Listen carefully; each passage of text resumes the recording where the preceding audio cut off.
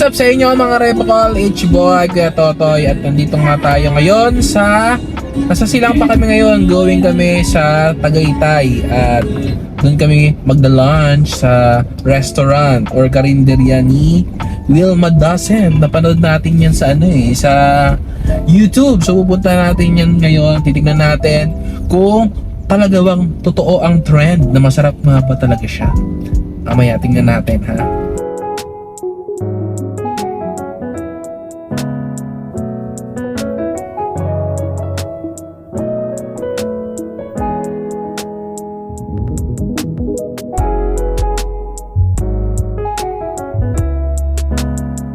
Okay mga Repocol, dito sa vlog natin na to ay meron tayong 3-piece category para masabi natin kung okay nga ba dito sa chicks ni Otit, no? So yung first P natin is yung parking. 2P is yung pagkain. Kung masarap ba, kung recommendable ba siya. At yung 3P naman ay yung presyo, no? So samahan nyo ako dito sa vlog na to mga Repocol. Ang location nga pala nito ay sa Mahogany Avenue. Madali nyo lang makikita to mga Repocol dahil malapit na to sa may Sky Ranch Tagaytay. Dahil patok at marami ang parokyano na bumabalik-balik sa restaurant na to, ay nagtayo na sila ng pangalawang branch which is itong sa Tagaytay. Ang unang branch nila ay located sa General Trias. Kung ang worry nyo naman ay baka masyadong maraming tao at baka wala kayong maparkingan, huwag kayong mag-alala mga Repocol dahil malawak ang kanilang parkingan. Itong pinapakita ko sa video, ito yung nasa harapan mismo ng tindahan nila. Pero sa gilid mga Repocol, meron ding parkingan. So hindi kayo mawawala ng pwesto.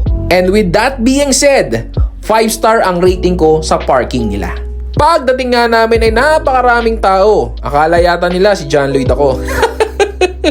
Nagpalista muna kami at saka kami naghintay tawagin ni Kuya.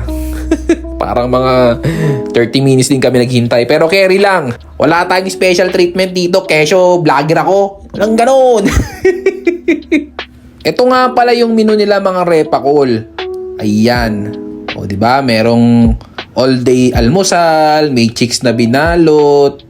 May iba't ibang klaseng mga putahe mga Repocol. Tingnan nyo na lang dito. I-post nyo na lang or i-screenshot nyo na lang yung menu mga Repocol para makita nyo yung presyo at saka yung pwede nyo orderin pag pumunta kayo dito. Kasi pag binasa ko isa-isa yan, baka abutin tayo ng bukas. Charot lang.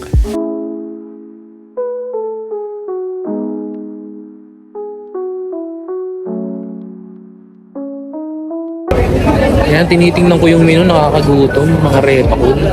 Waiting pa kami matawag eh. Nagpalista kami dun sa kay Kuya dun sa kanina.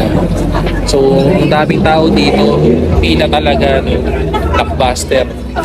Makalipas ang 30 minuto ay makakaupo na kami sa wakas. Mapupuna na ang mga patlang sa aming bituka. Charot! Wow!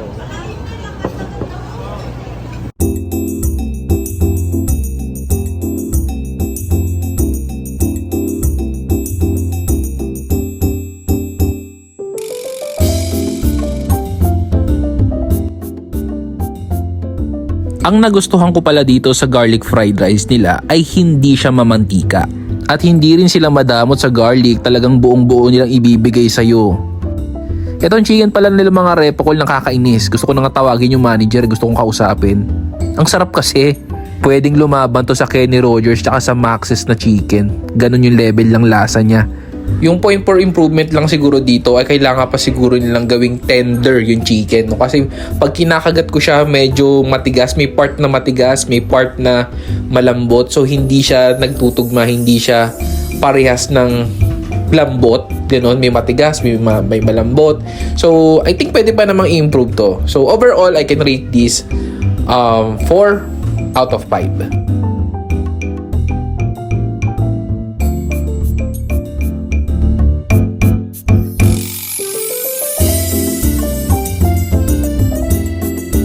5 out of 5 nga pala ang rating ni Mama dito sa Binalot Caldereta. Masarap naman daw, pero mas masarap pa rin daw ang luto niya. Well, tama naman siya.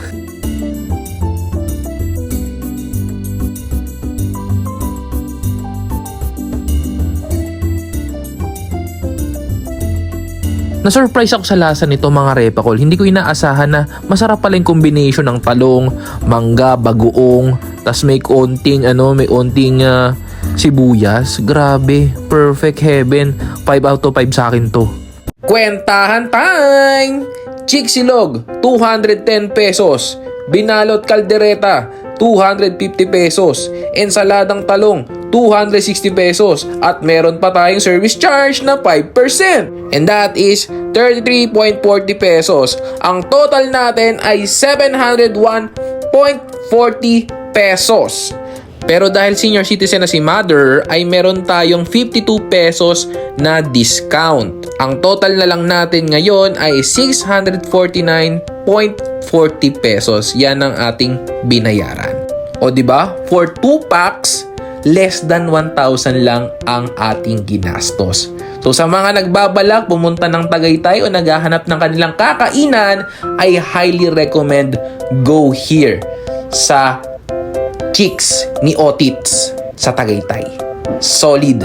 Yun lang. See you sa next vlog mga repakol. Kung may kapitbahay nyo, laging handang tumulong sa inyo. Kilala nyo ako,